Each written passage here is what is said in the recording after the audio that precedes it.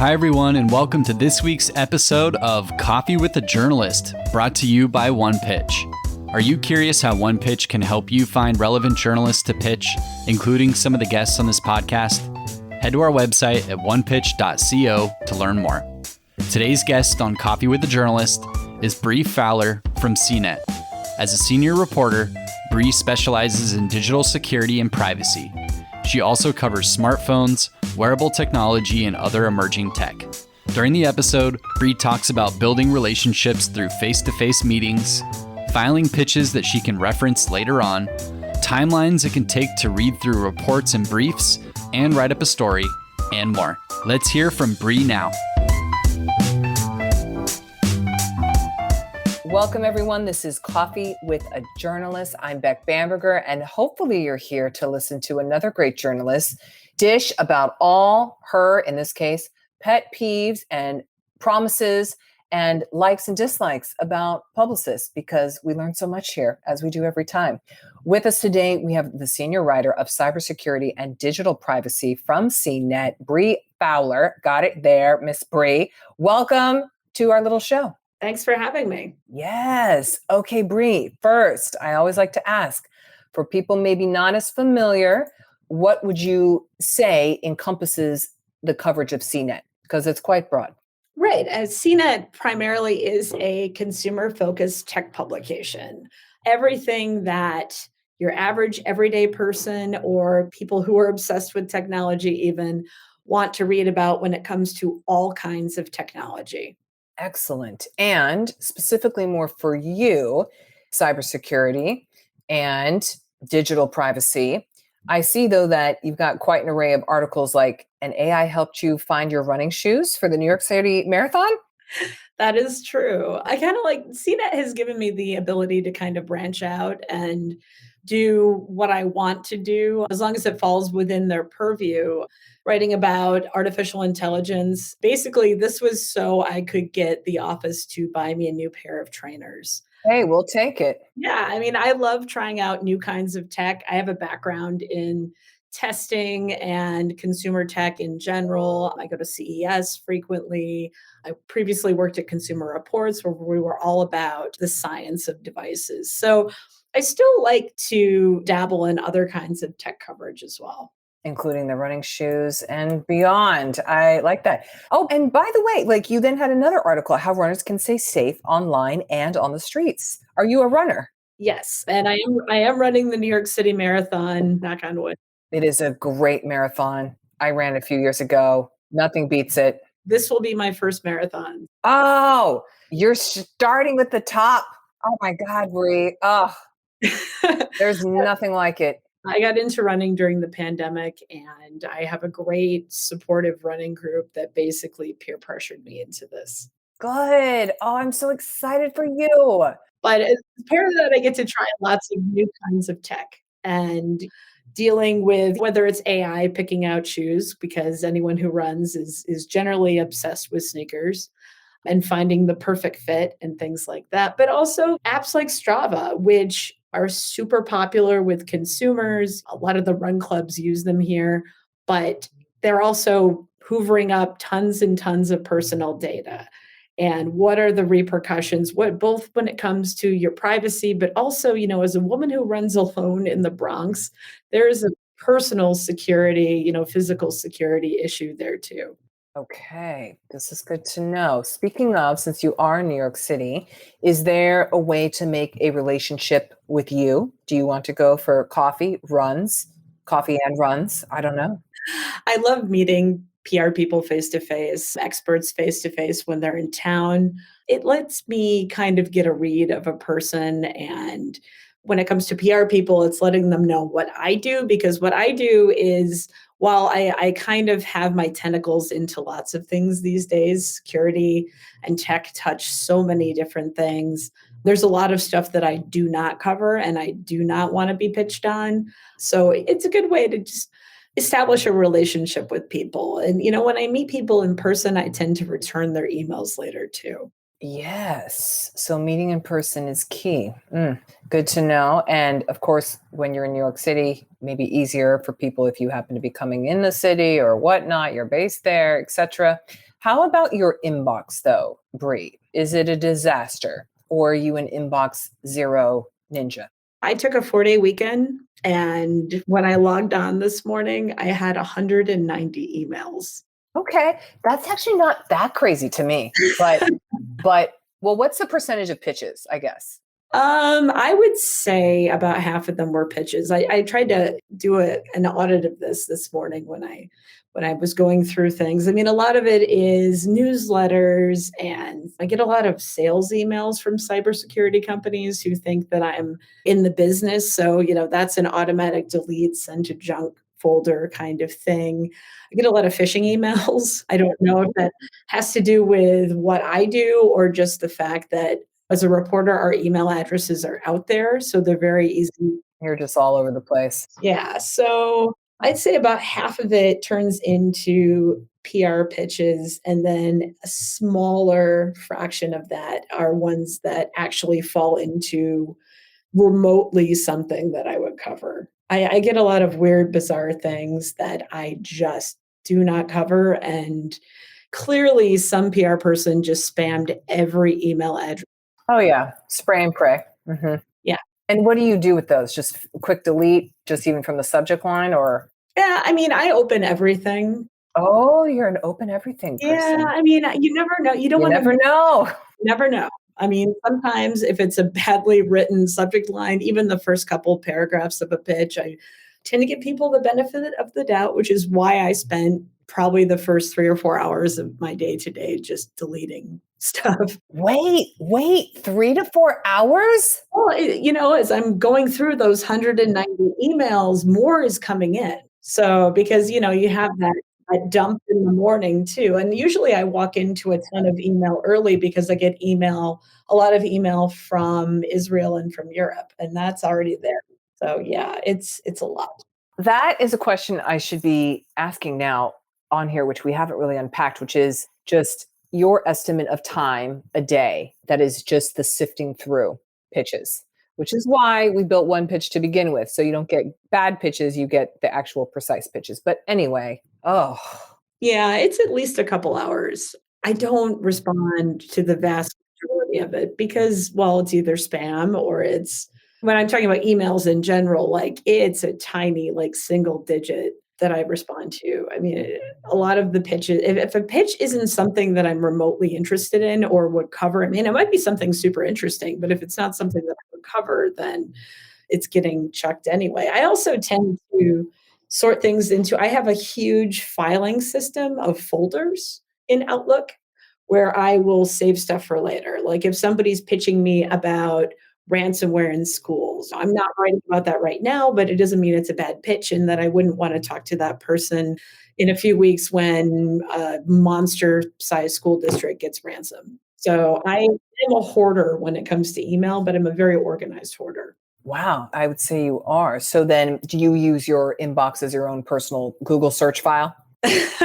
It's certainly helpful. I mean, I can search through all these subfolders and find what I'm looking for. And then I have, different folders for like I just got back from the Black Hat and DEF CON conferences in Vegas, and I had hundreds of pitches to meet with people there.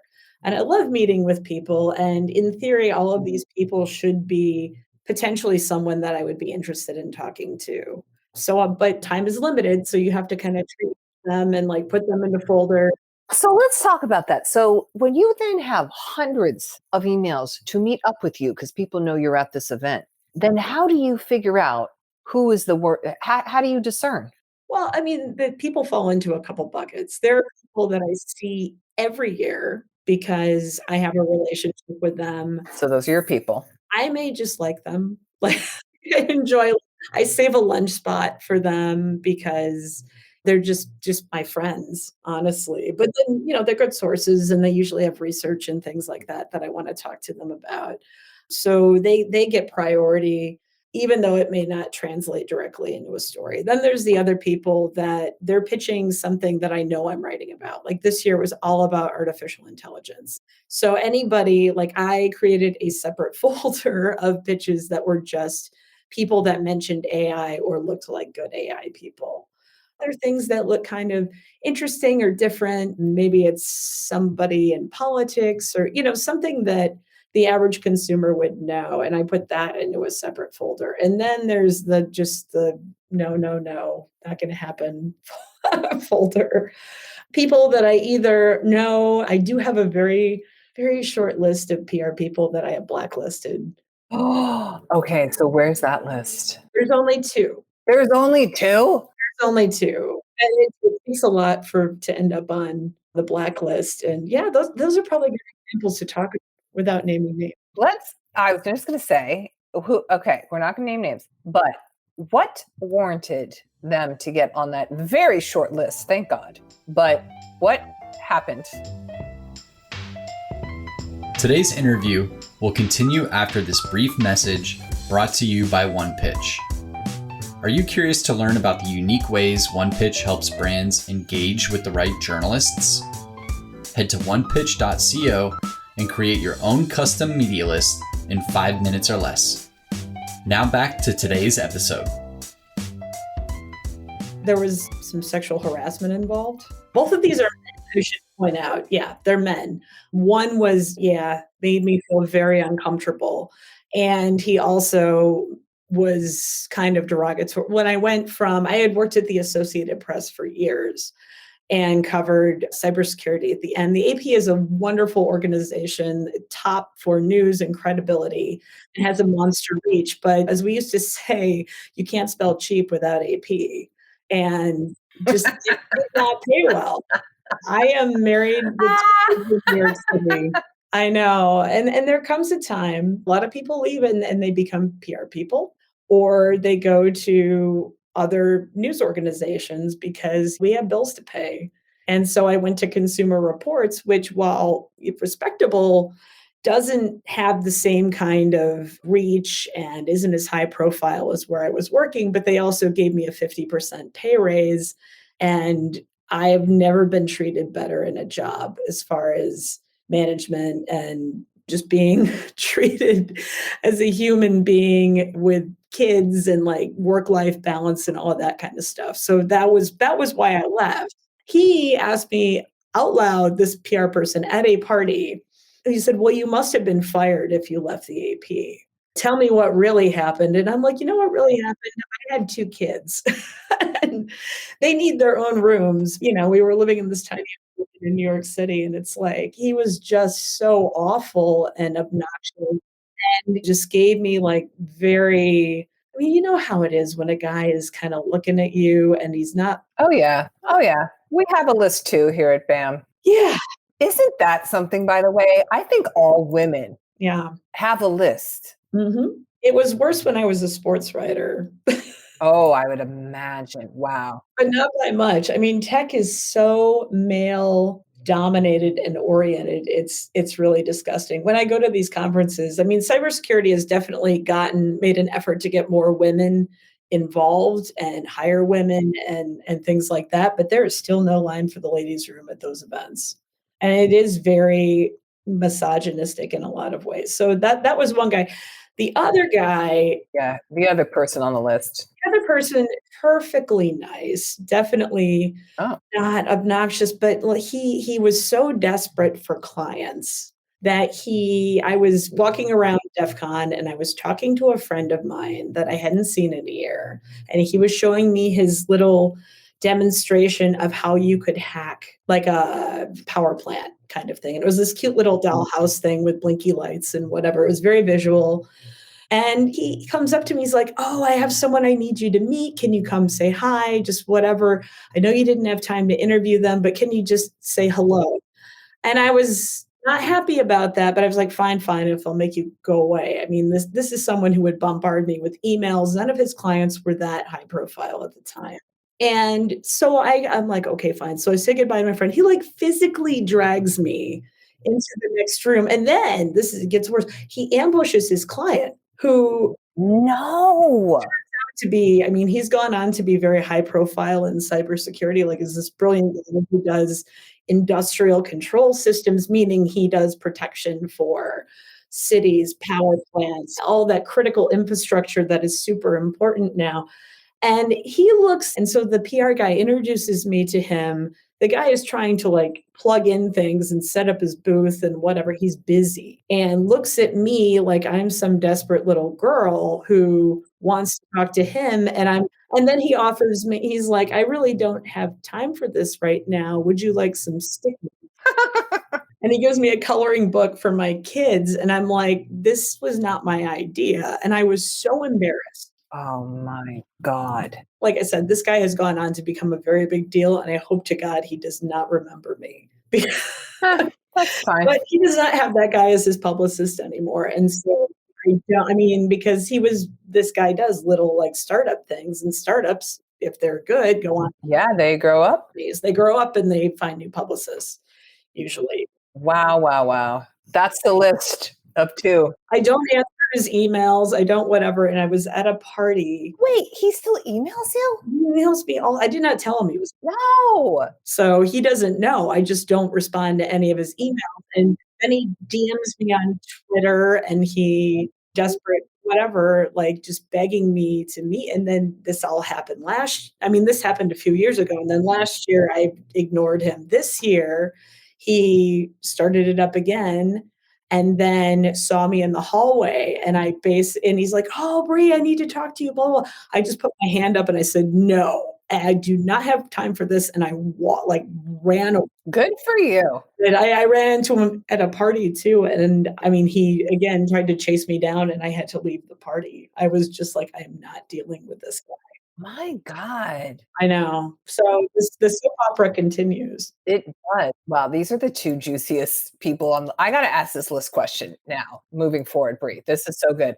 It is astounding how people don't have social grace. They don't know. And I'm sorry this has happened to you, but I was on a coffee walk with a girlfriend today, and we were talking about a mutual contact, and we were just astounded is the word I'm going to use. How someone, anyway, I just like to consider those people not well, and they haven't been house trained, and they just don't know. They just don't know. Nope. That's it. Well, Bree, moving on, although that is fascinating stuff. Do you ever want exclusives or embargoes?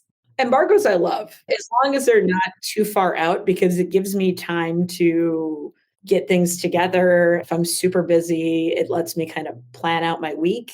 Embargoes that are super short are not helpful. I've had embargoes that were like, the FTC loves to drop embargoed stuff with less than an hour of notice. Less than an hour. And it's kind of like, okay, I don't even know if I can pull it together that fast. I'm certainly not going to break the embargo. Yeah. Yeah. Exclusives, I don't see the value in. So unless it's like something that is so in my wheelhouse, and it's really hard to tell. I deal with a lot of cybersecurity research, and I can't commit to writing about things necessarily. And when you take an exclusive, you're kind of committing to do things, understandably, because you've got to get it to somebody. But yeah, embargoes of a few days, generally with research reports, because it takes a while to read and digest. Sometimes in cybersecurity, we're talking like 15, 20, 30 page, very technical papers that I can understand. I understand that stuff, but my job is translating that into things that like my mom can understand. And that takes some time. Executive summaries are great though too. So okay. Yeah. Bree, I have a little rapid fire section that I'd love to go through, and let's see what we get. First, video or phone interviews? I feel like COVID ruined a lot of things, and phone interviews was one of them. Like what used to be a phone call now has to be a video call. Until recently, I was living in a tiny apartment where there are children running around. I have not cleaned up. And in the morning, I may not have like taken a shower and put on makeup and whatever. And it turns, when you have a Zoom interview, I feel like I'm a horrible person for turning my camera off. No, we embrace that. Have to blow my hair out for what used to be a phone call. Men don't realize this. They're like, so I don't need to blow my hair out. It's not fair. Exactly. I do a ton of media myself. Like I do a lot of talking head stuff for TV and radio. And when you got to do it. That's a blowout. Yeah, I have to blow my hair out for some little tiny TV station in the middle of nowhere. But if I don't look good, someone is going to see it online and make fun of me. Oh God. So yeah. That's good. Okay, next question. Although we could be here for hours, I'm sure, Bree, but the inbox you'll need to get to. So anyway, bullet points or paragraphs in pitches? Use your best judgment. If it works, go with it. Just keep it short. And nothing should be longer than a page. I feel like that's in PR School 101. Yes. That's hard with email because, and journalists do this too, they go on forever because it's not like they have to put it into a physical newspaper anymore. But yeah, the shorter, the better. Okay, the shorter, the better. Mhm. Okay, images attached or Dropbox zip file? That's another best judgment thing. If it's like 1 or 2 images, that's fine. Most people's Outlook or Gmail or whatever can handle that. If it's like courtesy photos to go with the story and video and whatever, you're probably going to want to put it in a Dropbox or something like that, just for your own sanity. Yeah. Okay, email or XDM or Twitter DM or whatever the hell we're calling it now?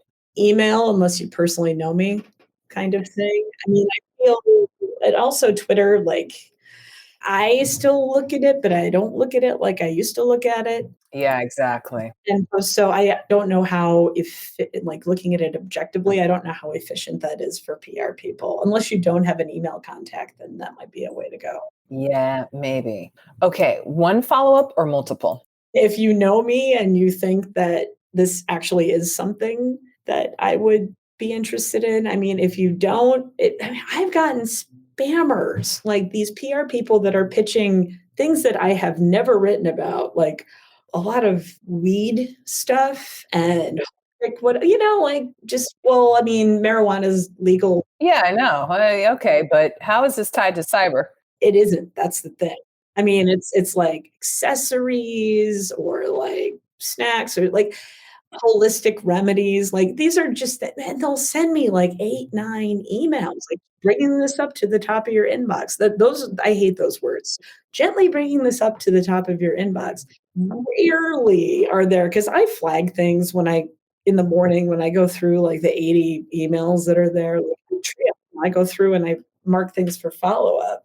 And it's like people, even if it's cybersecurity related, do not email me a half dozen times that's another pet peeve. I'll write a story about something and then the next day, like they'll see it and be like, hey, my client should write about would be great for a story about this too. And it's like, okay, well, that's nice, but I wrote about this and I'm done. Like there's a follow-up, but don't email me multiple times about old news. No, we don't want that.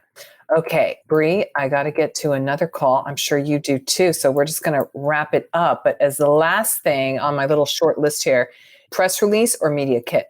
It depends on what you're pitching. If it's a product with lots of images and video and things like that, you probably want to do a media kit. But if it's just an executive announcement or something like that, just a short press release is probably the way to go. Don't overdo it. It's a lot of work on your part that you don't need to do. Mm-hmm. Good to know. Bree, is there anything you want to promote, highlight, celebrate, etc., besides read your articles and follow you on Twitter or whatever it's called? I am on Twitter and Instagram, and I signed up for some of the other ones, but it hasn't really worked out yet. Threads, Mastodon, we're working. Oh, that's going to die in about a year. Yeah, I mean, who knows? But yeah, people need whatever. I'm here and I am friendly and I do not mind pitches at all. But yeah, I don't get back with everyone. I'm sorry. That is okay, Bree, because you have hours a day. You're looking at the pitches. My God. Bree, thank you so much for being here. Sure. Happy to be here. And for every publicist out there, she's running the marathon. So get on your running shoes if you want to catch her sometime. I think that's the best takeaway right there. Yeah, definitely taking tech-related running pitches for the next couple months. There you go. Oh, there you go. Thank you so much, Bree. Pleasure having you here. We'll talk to you soon. All right, talk soon. Thanks for listening to this week's Coffee with a Journalist episode featuring Bree Fowler from CNET. For more exclusive insights about the journalists on this podcast, subscribe to our weekly podcast newsletter at onepitch.co/podcast. We'll see you next week. with even more insights about the journalists you want to learn more about. Until then, start great stories.